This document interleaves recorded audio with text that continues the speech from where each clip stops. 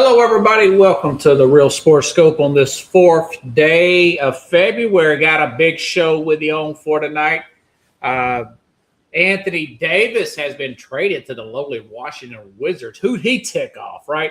Also, Robert Kraft not getting into the Hall of Fame. I got my take on that. And as I was promising you the other day, I'm breaking all 10 head coaching hires in NFL. It took me a while to do that, but I got it all squared away. Talk about that and more news and notes. I noticed that Joey Aguilar, Tennessee quarterback, has filed an injunction and got a temporary restraining order to come back to possibly get a 6 year of eligibility and playing at Tennessee. I've got all that and more. Stand by. Take our first and only break. I'll be back here momentarily and hit the ground running here on the Real Sports Scope. Hello, Sports Scope followers. The program has seen tremendous growth since going 5 days a week. I just wanted to thank everybody for your cash contributions and sharing the program with friends and families. Just a reminder, if you want to contribute to the program, go to the Cash App, the cash sign, and Sports Scope. There are other ways to contribute to the program listed at the bottom of the screen. If you want to advertise on the program, go to Sports, that is Sports with an S, another S, Scope, SKOPE, at gmail.com, just like it's listed at the bottom of the screen. Thank you and enjoy the program. All righty, folks. Also, I wanted to mention the fact that I thought I could be able to get Rich Ferris in and talk to him a little. He works with the Tennessee Titans flagship. We're going to talk about the I keep wanting to call it Robert Duvall. Brian Duvall pairing him with Robert Saleh. Get a little insight from him. But I forgot he does his show tonight at the same time. Here in Nashville, folks, we've had a lot of turmoil with this ice storm and stuff, and he had his power out last week, and I've been crazy busy. So he told me he couldn't make it tonight because it overlaps time, and I totally forgot about that. Tried to last minute add in a Keith Angle. I'll get his take on this Patriots playing a Super Bowl this week, but Keith Angle's on one of his cruises there, and he's out of the country, so maybe a little short on material. But I tell you what, the stuff I got, I think, is rip, roaring fire here. So, okay. Anthony Davis traded to the Washington Wizards. That's the biggest story of the day, in my opinion. Doesn't look like the most glamorous trade in the world. I'm going to go over it here in just a little bit, but I will say this. If you look at the Luka Doncic trade to the Lakers for an Anthony Davis, and then you look at the fact that Davis was traded now to the Wizards and whatnot. I watched Luka the other day. Look good. He's looked great all year. Don't get me wrong. Looked good the other night against the Knicks. But look at the weight he's lost and the commitment to excellence that he is now versus 1 year ago when he was injured, because he's coming in out of shape every single year here.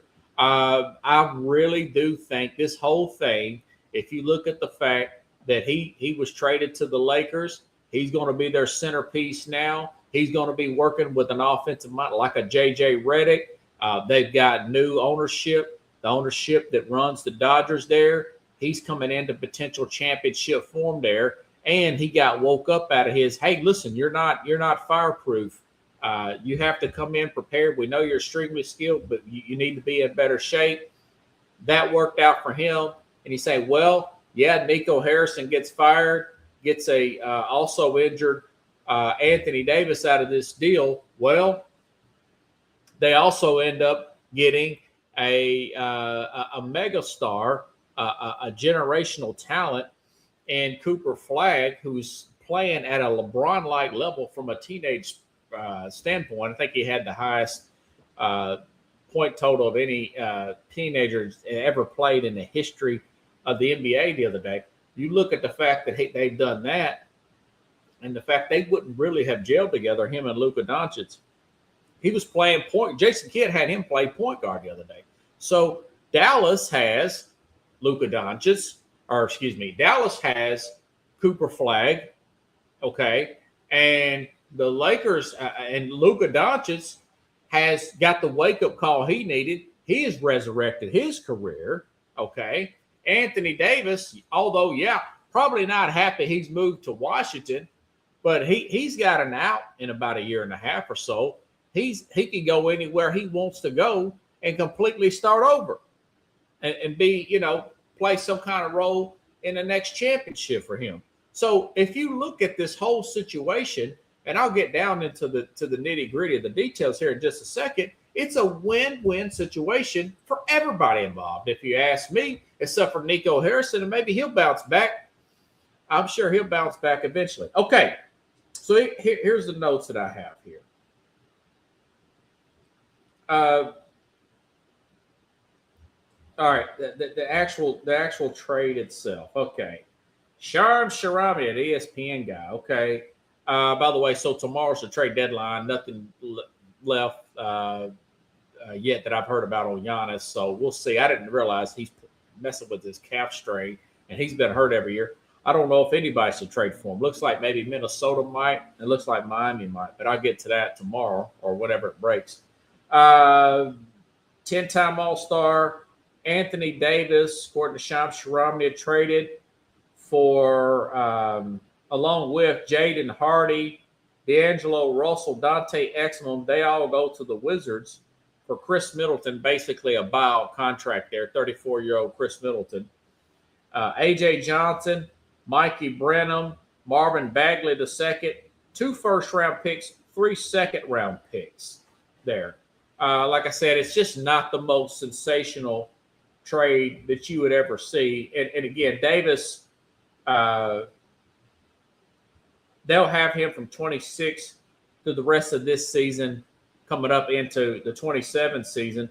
But basically, he could stay in Washington for 1 year, and he's got a player option for 27 and 28. Okay, the Wizards will want to make this argument that they got this front court here. And by the way, they have an awful record again with Davis, Alex Starr, Bibby Colodably as being one of the best defensive front courts in the league. Well, we'll see about that. Okay, so here's what the Bleacher Report put out about Luka, the trade. So the Mavs turned Luka into Max Christie, Chris Middleton, be a bio guy, A.J. Johnson, Mikey Brandon, Marvin Bagley III, the Lakers 2029 first-round pick, the Thunder, they got theirs this year, the 2026 for the Thunder, the 2030 protected first-round pick from the Warriors, second-round pick from the Suns in 26, second-round pick from the Suns 27, the Rockets second-round pick in 29. Did they get enough? Hey, listen, if you look at the fact you add all that and then you throw in a Cooper Flagg, it really works out for the Dallas Mavericks, if you ask me. Now you're pairing him with that young talent. Now I know that Kyrie's still on the roster. I don't think he still came back from his injury or whatever. But you've got all that young talent there and young talent coming in to help grow with Flagg. Now that the fact that, Davis has just been hurt, I can understand now, looking back on it, why Nico Harrison ended up being the fall guy in this situation. So if you want to go with, we need a team that's available to play, you probably don't want to add a guy like an Anthony Davis there if you want to get rid of a Luka Doncic. So I can understand that. And prior to that, taking a chance and adding another guy who's been injured and also has been a bit of a I don't know if I want to use the word head case, but just an unreliable player from a commitment standpoint in the Kyrie Irving, whether you want to call him a malcontent or anything of that nature in a Kyrie Irving. So you're kind of going against your own philosophy I'm talking about Nico Harrison, why he was fired. Even though I thought it wasn't a bad trade from the beginning, you really look into it. Okay, you're kind of contradicting yourself if you're bringing in a guy like who did have work ethic issues going back to his Laker days before maybe LeBron got in his rear end when they won their 2020 championship in the what is it, the Dome Championship back in 2020, the COVID year. He was not in the best of shape the following year coming back with the Lakers. So, and he's had his injury history as well. But other than Harrison's being the fall guy there, like I said, this is a total win-win. Luka wins. He gets the wake-up call. He's in great shape. The Mavs get Cooper Flag, and all's well and ends well. And, of course, Anthony Davis will get his freedom and his player option coming up here shortly. Okay? All right. Now,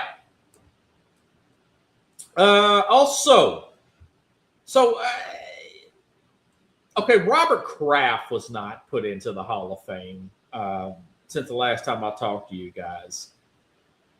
So, okay, you're trying to tell me 11 Super. I mean, Robert Kraft, who is going to be in a Super Bowl this week. He's got all his championships with Bill Belichick. They're going to be in again this week. And you look at him compared to a Jerry Jones, who's already in. Robert Kraft gets denied a Hall of Fame inductee.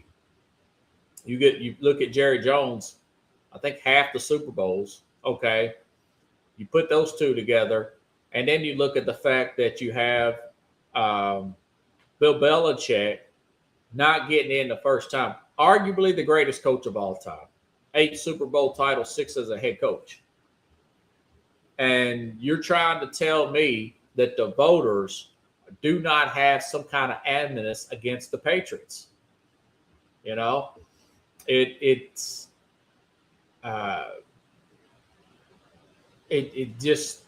looks like that it is a personal issue with from the writers to the Patriot organization. So Brady's looking at this and say, hey, man, I'm coming up. I don't know if I'm going to get the first ballot, you know? And it just looks bad. It looks bad. And you say, well, they had the 2 cheating scandals.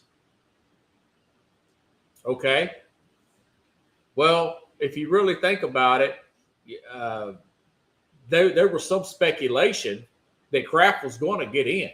So I don't know if this was one of those deals where the writers thought about this and they didn't want to make it look like that they were not putting Bill Belichick in because they had to get so like I mentioned last week and everybody's been talking about it, the 40 out of the 50 votes. You get the people in there. I think you get like 5 nominees. You got to pick 3. So Roger Craig gets in, who's been, geez, I'm looking at Roger Craig. He's been retired for like almost 30 years now. I think his last game was in like 93 or something like that. And that wasn't even with the 49ers where he had a three Super Bowl success with. This looks like this is just against the Patriots. And people are saying, well, it's not this and that. And, we did not want to vote. There's speculation that, well, Roger Craig, it's been a long time.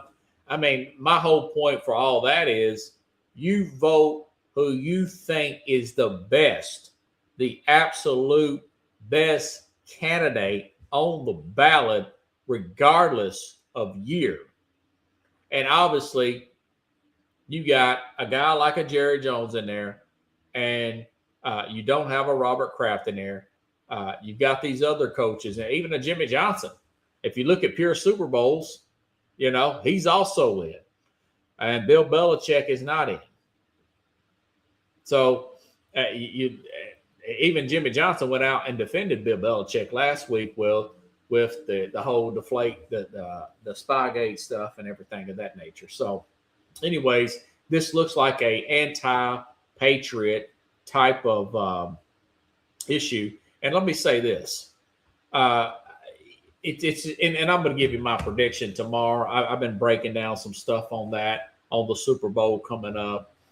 But part of me, because this looks so petty from the voters, this looks petty because, listen, even after the Spygate, they went on to win multiple Super Bowls after that. What about the Deflategate? They went on to win Super Bowls after that.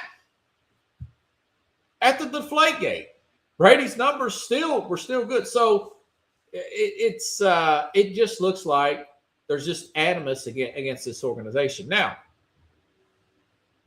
But with the Super Bowl coming up on Sunday, with the Super Bowl coming up on Sunday, yeah, I kind of like to see the Patriots win for Kraft to them to stick it back to the league there and these writers. Best revenge is living well, right? Living well for the voters and whatnot. So it's taking a chance at taking a shot at the writers in the media and whatnot. That would be interesting, And also I thought to myself, well, I'd kind of like to see Vrabel win, just to stick it to Amy Adams Strunk, the owner here with the Tennessee Titans, for the fact that she did not want to trade any Titan players. She would not allow them. There was a report. She didn't say nothing about it publicly to the Patriots because of she didn't want to help out Mike Vrabel. Well, are you looking at what's best for this football team, or are you looking out to spite Mike Vrabel? That being said, they were really good in the hiring cycle. So that's my take on that. Okay, now speaking of the NFL, speaking of Amy Adams Strunk and coaches and whatnot, as I mentioned on Monday's program, on that recorded program I had on Monday, what are the 10? We've got all 10 jobs filled, okay? And I didn't even talk about coordinator jobs. I'm telling you right now, I'm really high before I start this list on what the Chargers are doing, bringing in McDaniel there to work with that staff, with Justin Herbert, and the talent there, that those two tackles coming back, and that talent they have at the running back position there. Now, I know they lost a really good coordinator. Their defensive coordinator is now the head coach. A little concerned about that. But if you look at the kind of cap money they're going to have coming up this year, they're not too far down there. They're going to have a lot of cap money. They very well, I'm looking at them, they very well may be my Super Bowl pick for 27. But anyways, that's a coordinator hire. That's not a head coaching hire. Okay, starting from the bottom, now we're here. Starting from the bottom, now my whole team here. With the last, and then I'll work my way up to where I'm ranking, with the 10 being the worst, number 1 being the best coaching hire. Okay, number 10, Mike LaFleur. Listen, at Arizona, I don't care for that owner there. I saw the Hard Knocks with him. I don't like his body language as owner. Then you read the report about how he treats people. And I was thinking, well, they were obviously one of the last hires. I think they were the last, hire to get a coach here. So Mike LaFleur here, the brother of Matt LaFleur. Yeah, that's a pretty decent name there. And the fact that the Rams did have the league's best offense. But if you look at the fact of the owner situation, of Kyler Murray's cap situation, and his injury history, the guy cannot finish the season here. I think this is the worst hire and the worst situation of everybody. I know they've got some pieces on that team at receiver. They got some offensive line pieces. They'll probably get an edge rusher, but that they may go offensive line. I've seen it all over the place there. But with Murray's injury history and his cap hit, which is over $50 million, and the ownership there, I think that this is the worst hire and the worst situational hire. Could be wrong, but that one. Mike LaFleur at number 10 on ranking the head coach and hire. Okay. Number 9.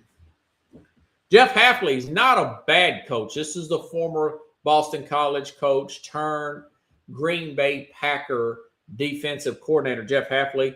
Not bad, especially before Micah Parsons went down. They looked like they were a potential Super Bowl contender.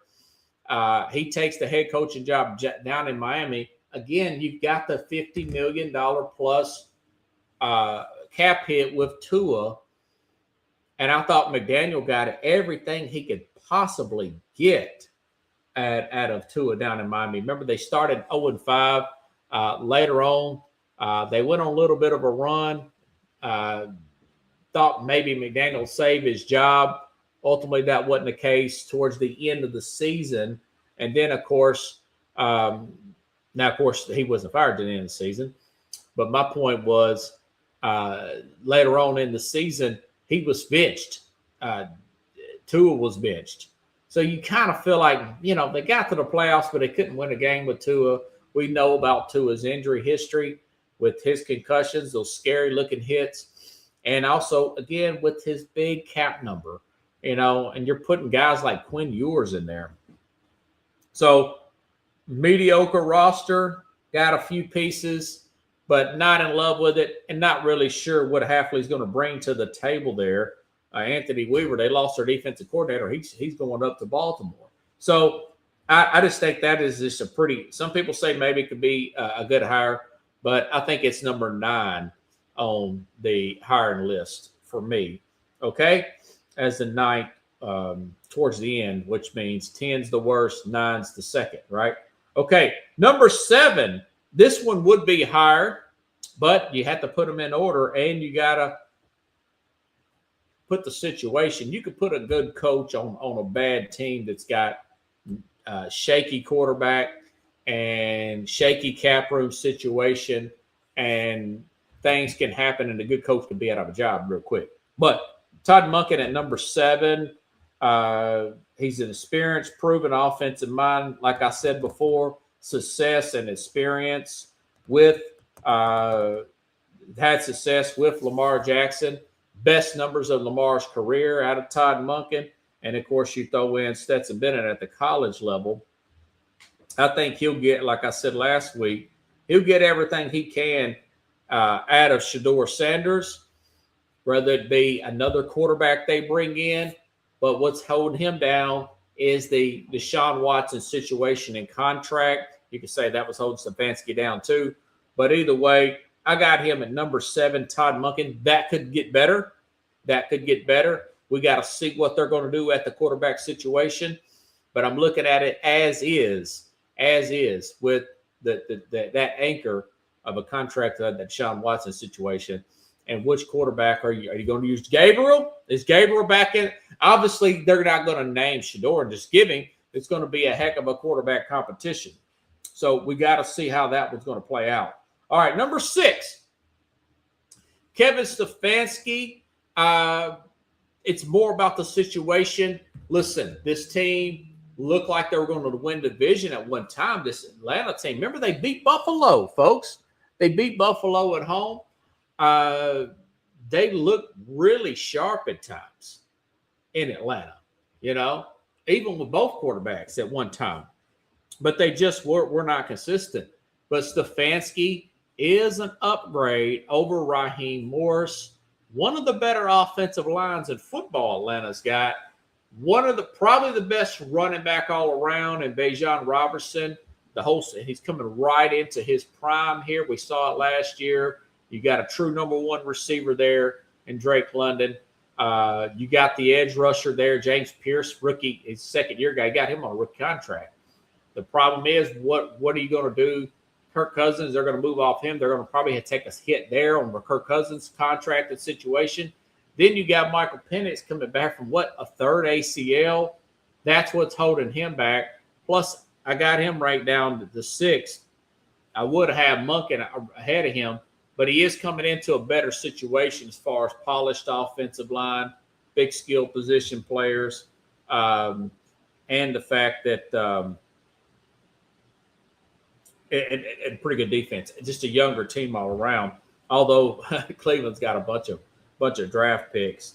Uh, like I said, not really in love with the scheme, but it is an upgrade over a Raheem Morris. Kevin Stefanski at 6. I know certain people would have him ranked a little higher. Now, Mike McCarthy, you say, why Mike McCarthy above Stefanski? Because of the patience of the organization and the fact McCarthy is a Super Bowl winning coach, okay? He is a Super Bowl winning head coach. Even if they have to go with the backup and not Aaron Rodgers, or maybe they get a Mac Jones. You never know what they may do. Rodgers still may retire. He's going to go on his retreats, and then you'll find out what the deal is here. But and you may have to do some shifting there. You may have to do a little bit of shifting and move off some defensive players. But McCarthy got a better resume than Stefanski. Got a more patient organization, although Atlanta's not too bad. They had a very patient organization there. I do think that this hire is better than Stefanski. I've got the Mike McCarthy. Pittsburgh would have him higher, but of course, cap issues, quarterback issues, that really hurts. That really hurts a coach there. But I got him in at number 5. Okay. All right. Number 4. Let's see if we can find it here. Listen, people may say this is a little high. This is a little bit of a wild card, but I talked about this Monday that Klint Kubiak, everything is nothing's in stone yet, folks, but all fingers are pointing to Klint Kubiak, the offensive coordinator with the Seattle Seahawks. Talked about this Monday, the success he's had with Sam Darnold this year and the start he had last year with New Orleans there before Derek Carr ended up getting banged up last year. The 40-point games there. Kubiak paired with Fernando Mendoza, who just looks like an absolute can't miss. It's going to be coming up likely at the number 1 pick that the Raiders have with Brock Bowers, Ashton Jeanty. They also have the left tackle there, Colton Miller. You look at that they need some pieces on defense, but they want to move Crosby and try to go young on defense. Look at the fact that they're second only to Tennessee in cap room there. A lot of cap room, got your quarterback situated, got the right kind of coach there to put the right offense around him. I think that is it just feels like a home run hire. And again, I don't think I'm exaggerating. I think that this is potentially the best situation the Raiders have been in since Rich Gannon and Al Davis days. So when Dad was running it instead of Mark before Dad went a little crazy there. And of course, he's passed away, obviously. Okay, number 3. I guess somebody may say, well, this is getting a little high here. But listen, Jesse Mentor, a lot of hype coming on. This guy worked with both Harbaughs, coming off 2 championship defenses, or coming off championship defense in Michigan. But look at the top 5, I want to say, the Chargers were. Look at the great job he's done from that perspective. And he brought in Anthony Weaver, not a bad coordinator there in Miami. Going to put him up to the defense with Baltimore will be airtight. And the fact that he went out and got a very young offensive coordinator here, Deacon Doyle. So Deacon Doyle, 29-year-old offensive coordinator from the Bears. I guess Ben Johnson was calling all the plays there with the Bears. He wanted to do his own thing. So this guy feels like a Mike Macdonald fresh hire who's in the Super Bowl with the Seahawks right now. This feels like a fresh hire. I'm looking at the energy and a guy like an Anthony Weaver on that defense. I'm looking at Mentor, that fresh air guy. Basically, it feels like you're bringing in a young Harbaugh, a John Harbaugh. You know, you're bringing in that shot of energy there from a Jesse Mentor. Could this possibly been the number one hire? Possibly, but this guy doesn't have a head coaching experience. And Lamar Jackson salary, which, the owner mentioned this, was it Steve Bisciotti mentioned the other day, we're going to try to extend Lamar because this cap hit is crazy. $73 million. It was 43 last year. So, but if you extend them, you could get that way down there, maybe like 15 or something like that. Really get that and make it better. They'll have more money to bring in some players here. So Jesse Mentor, a very good hire there at number 3. May have also hired him a little bit higher if there were some more experience with this Deacon Doyle from Chicago. But if you're Lamar Jackson, you're looking at this as this guy's going to try a lot of stuff here. He's going to use some of those Ben Johnson tricks there. Let's see if it all plays out. Okay. Number 2, wasn't in love with this at first, but once you started seeing the staff come together and looking at the situation here and what I'm reading and hearing coming out of Nashville, here in Nashville, of course, but this Robert Saleh hire with Tennessee, mind you, he's going to build that defense probably around Jeffrey Simmons. Now, we talked about the possibility of trading him the other day with Matt New Yorker, but likelihood they'll probably just build the defense around Simmons at 29 years old. The most cap money in the NFL, $100+ million. And what really helped this come up to number 2 here in my coaching ranking hires is the fact that he brought Brian Daboll in to work with Cam Ward. Cam Ward said today, this guy's going to hold me accountable. He's going to raise the bar really high. And I'm thinking that was really weird that he said that. I'm thinking, yeah, maybe because of Brian Callahan did not hold you accountable. You're sitting there arguing with defensive guys in practice with your rookie. Either way, Cam Ward very excited about working with the Brian Daboll here, and the fact that Tennessee top 5 pick, all this money, most money in the NFL, to go out and grab another tight end, another weapon there. And they'll probably get one in the draft as well. You look at the foundation, brought in Gus Bradley as a defensive coordinator, former head coach. Bradley didn't have the best defense there, but he's going to be an assistant. You know that Saleh is going to be running that defense. He's going to be calling it. He said he wanted to feel like he's more part of the game. He's a high energy guy. And I think Jason Garrett said after interviewing with the Titans that he says they got something special going on down there. So he likes the management. Maybe Amy Adams-Strunk has stepped back enough. Maybe she's hearing people like me saying, maybe you need to sell the team and saying, I've meddled too much. I'm not strong in this area in football operations. Maybe I shouldn't get into my motions and my feels or whatever. Like I know that's kind of like a new thing younger folks say. Too much and let the football people do their thing, and I'll fade back a little bit, and maybe that's starting to come out. That vibe is starting to come out with the new structure of the organization down here in Tennessee. That's what Jason Garrett said today. Then you're looking at guys like Brian Daboll paired with Robert Saleh there, and of course their defensive coordinator there.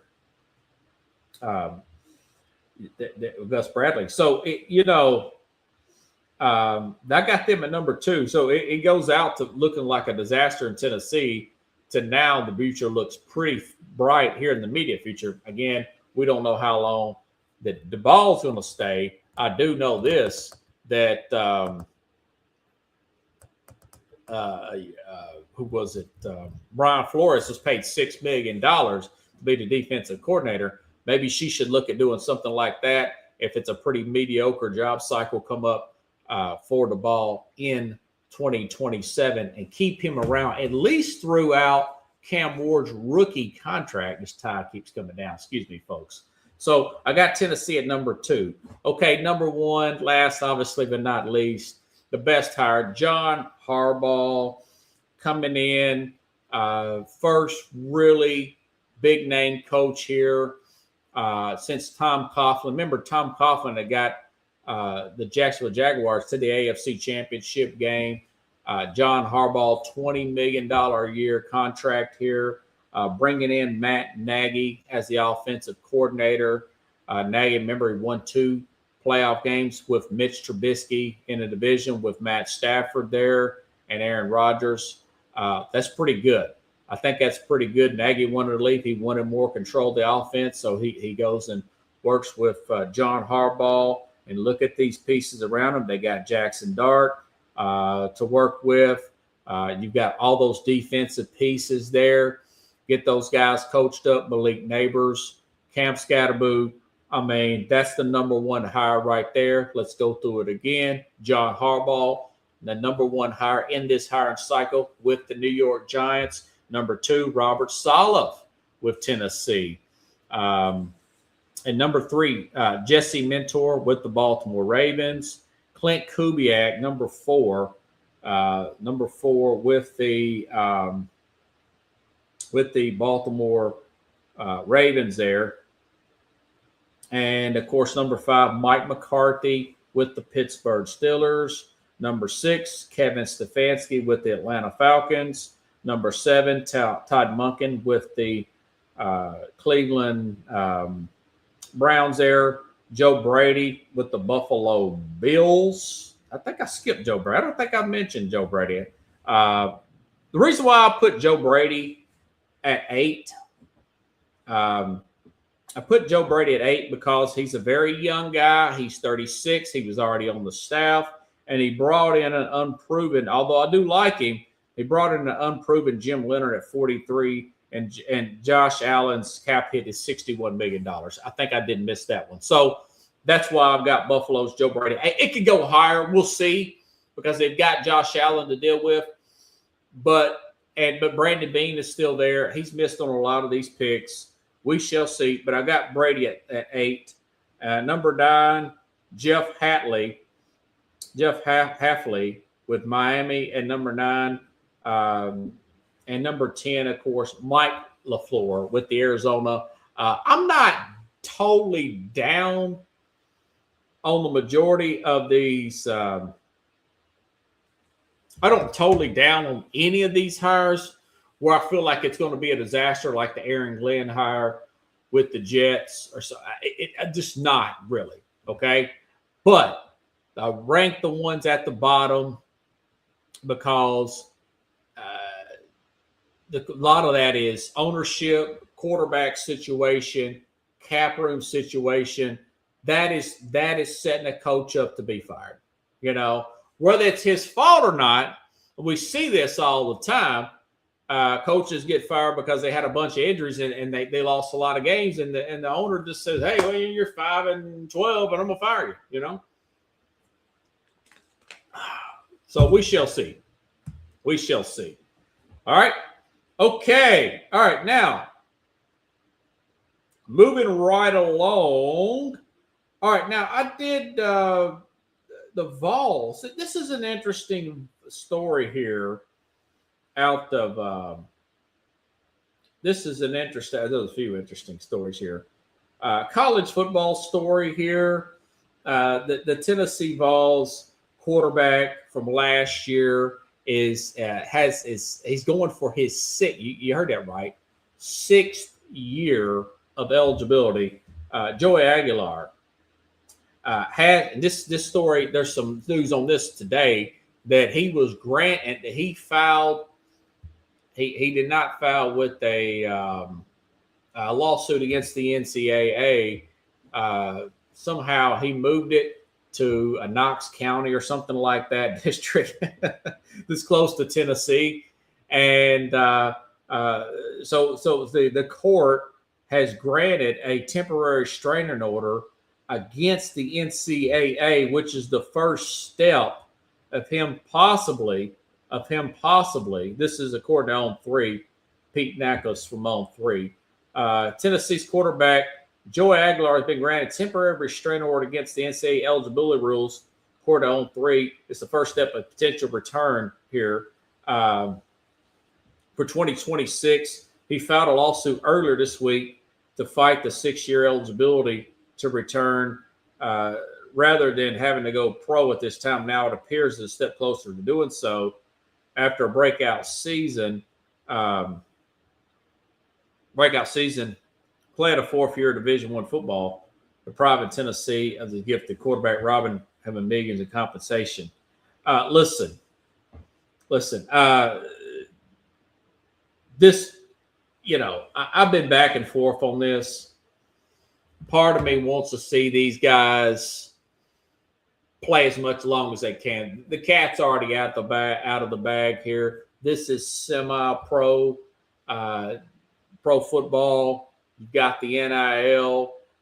Possibly, I think at this point, that you'd simply just, and I know all this stuff is getting itself worked out, just put a salary cap in this thing, okay, for the college football, and just let the guys, as long as you're in college, you can play. You can play up to your 35. You said, well, Robert, what do you do about the new kids coming out of high school? Well, the new kids, young men coming out of high school, we saw what Indiana was this year. That will spread those players out even more and keep some of it will keep the other schools competitive. If a Tennessee is hanging on to these guys, a Miami's hanging on with the Carson Beck. You look at it, Carson Beck, I want to say Aguilar, or who was it? Mendoza's 4 years college. And then, of course, Beck is, 4 or 5 years? Carson Beck, who was in the national championship this past year. But if you got that many older players with the Miami, with an Indiana or whatever, well, do you think the younger players are just going to, who may be a 4 or 5 star guy, the 4 or 5 star guy, you're going to have more 4 or 5 star guys out of high school go to some of these other colleges around the country. So you can essentially, if that played out where a guy could just go to college, take a class and end up playing football, like a total semi-pro situation, you would have a bunch of 4-star guys that are, freshman, sophomore, and 5-star guys playing on the team like a Vanderbilt or something, right? Like a Cal or somebody, like a Nebraska, somebody that has not really, and I know Vanderbilt might have been a bad example because they're having success, but somebody that's really not known for having success, but since everybody else is stacking the older players, you could see situations where you'll have more first and second year guys, 19, 20 years old, go out to. So that's one scenario that can play out. Another one could be maybe they should hammer this eligibility stuff down and just say, listen, let's keep it as it is as far as the eligibility is concerned. You can do the red shirt stuff. You can do the medical red shirt or whatever. But really, I think you get about 5 years here of eligibility, and then you're done. Not unless you get the injured, the gray shirt or whatever. It's hard for me to keep up with the shirts. You keep it as is, so you don't have too many young kids looking for colleges. So there's 2 ways to look at it. And of course, football-wise, if you're a fan of a Tennessee, I think his name was the quarterback. His name is slipping my mind. I can't name Levitt or whatever. The quarterback transfer from Arizona State that Tennessee lost out on, and Lane Kiffin ended up getting that quarterback from Arizona State, going down to LSU with him. Tennessee is stuck with their young, I think his name is Faison, but he's a true freshman there. And then, of course, you have you much rather have a veteran quarterback taking the snaps this year. Tennessee has a lot to hang their hat. They paid a $1.2 million. You heard that right, to a new strength and conditioning coach. Tennessee did from Indiana. That's a lot of money for a strength. $1.2 million in a college for strength and conditioning. What we know about the fact they've got the new defensive coordinator there. Was it Knowles there from Jim Knowles from formerly at Penn State and, of course, Ohio State. I think the defense is going to be much, much tighter there for Tennessee. And now they've got a better strength and conditioning coach. If they bring Aguilar back with the talented classes that they brought in, Tennessee could be, although they have a tough schedule, could be a potential playoff contender there. Now, that's a lot of ifs. That's a lot. I don't know. Like, 0-3 is hitting around like maybe Aguilar can play. That's a to be continued type of situation. That is a we'll have to wait and see on that one. But I thought that was an interesting story out of the college football world. Gets a little wilder as it goes. Also, this is an interesting story here. We know that, and now I'm reading that Jay Glazer saying Max Crosby's done with the Raiders, and that Crosby shared his sentiment with Mark Davis. Well, listen, that could free up that much more salary cap room. You could also go out and get some young talent. There's some teams out here that love to have a Max Crosby per se. That's more picks for me. I would go ahead and trade Crosby, or do whatever and get that cap off of your because he's an older player. You want to build around your young core anyways, okay? But, it's interesting here. The Eagles, longtime offensive line coach here. Let me make sure I got remember the Eagles got a new offensive coordinator here, and the coordinator is going to bring in his own staff. So this offensive line coach here, he is looking to be a let me make sure I got this right before I just start assuming some stuff here and making up names. But he's stepping away here. Jeff Stoutland, the Eagles want to thank Stoutland for his contributions. So they've lost their offensive line coach. They've got a new coordinator. They technically, people won't think this is crazy, but they got a coach on the hot seat, Nick Sirianni, because he's so coordinator dependent. This is 3 coordinators in 3 years.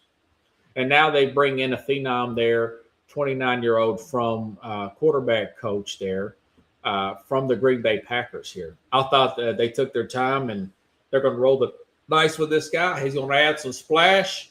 We'll see. But he's also bringing in his own offensive line coach. So this opens up with all these new jobs. This guy he'll probably be out of work because he's been there for a while. And they've had some of the best offensive lines in football, a lot of his talent. But he won't be out of work long. Jeff Stoutland. So just more drama there from the Philadelphia Eagles. Ian Rappaport said, the first time in years the Eagles will have a new offensive line. Scout was one of the NFL's most respected O-line gurus. Won't be coaching, but will stay around the organization. So I don't know if that's going to stay like that under offensive coordinator Scott Manning will bring in his own people. That's a new offensive coordinator. Listen, they say that until somebody else offered you a job. And I'm sure the Eagles would grant him, an opportunity to leave. I mean, it's not, it's not going to be one of those situations. I don't think so anyways. Okay. All right. So thought I'd be short on takes here, but it turns out I'm not. Folks, if you like the show, share the show. I'll be back tomorrow giving Super Bowl prediction breakdown, every single little piece of this nugget of this thing. It's the biggest game of the year with the Mad New Yorker.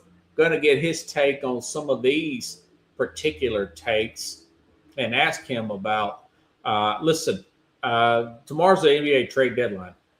There's still some thought there. There's still some thought there that possibly Giannis may not get traded, but there are also some speculation that it's not out off the table that he still will get traded. Okay, I've been reading about possible packages from Golden State. Draymond Green is supposed to get traded, and I know there was a trade with Darius Garland went to the Clippers, and who was it? Harden. James Harden ended up going to Cleveland. I think Cleveland got the worst end of that, but that's just me.